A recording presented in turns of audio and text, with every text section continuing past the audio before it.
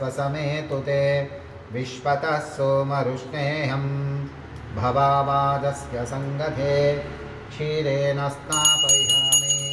सद्यो जातं प्रबध्नामि सद्यो जाताय वै नमो नमः भवे भवेनातिभवे भवत्सु मां भवोद्भवाय नमः आप्याय स्वसमेतु ते विश्वतः सोमरुष्णेऽहं भवावादस्य सङ्गते क्षीरेण स्नापयामि ॐ नमः शिवायै नमः स्नापयामि जवित्रावन्न अकारकं रत्नादस्तवायिनः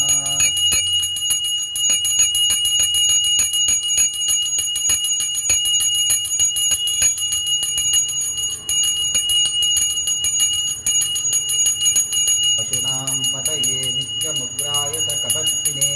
महादेवाय भीमाय त्र्यम्बकाय विशम्पते ईश्वराय भगनद्धताय नमः ॐ वृषध्वजाय चण्डाय जदिने ब्रह्मचारिणे नप्तमनाय सलिले ब्रह्मचारिदायते विश्वमात्मने विश्वसृते विश्वमन्विते दिक्षणे नमस्ते दिव्यसेव्याय प्रभवे सर्वसम्पदम् ॐ नमः शिवाय नमः शिवाय भवति ॐ नमः शिवाय ॐ नमः शिवाय ॐ नमः शिवाय ॐ नमः शिवाय हिरण्यलिङ्गाय नमः दिव्याय नमः दिव्यलिङ्गाय नमः भवाय नमः भवलिङ्गाय नमः शर्वाय नमः सर्वलिङ्गाय नमः शिवाय नमः शिवलिङ्गाभोदकस्नानं समर्पयामि ॐ आपोहिष्टामयो भुवः स्थानवोच्छे दधातु न महेरणाय चक्षसे यो वश्यवतनोरसः तस्य भारे तेनः शरीरिव मातरः तस्मारङ्गबान्ते शान्ते शान्तिः ईशानां सर्वविद्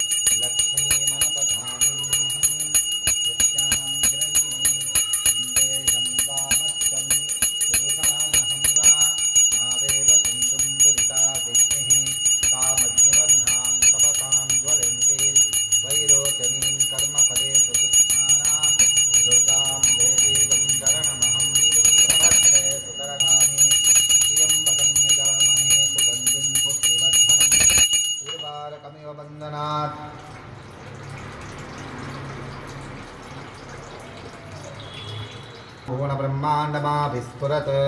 ज्योतिस्फाटिङ्गमौलिविलसत्पूर्णेन्दुवान्तामुतैः हस्तोकाप्लुतमेकमीशमनिशं रुद्रानुवाकाञ्चपन्न ध्याये दीप्सितसिद्धये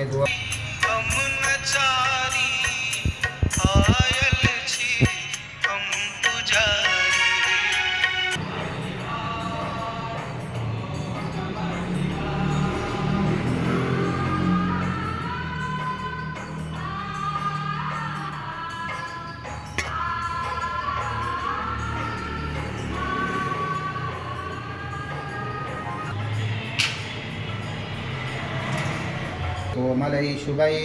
तव पूजां करिष्यामि एकबिल्वं शिवार्पणं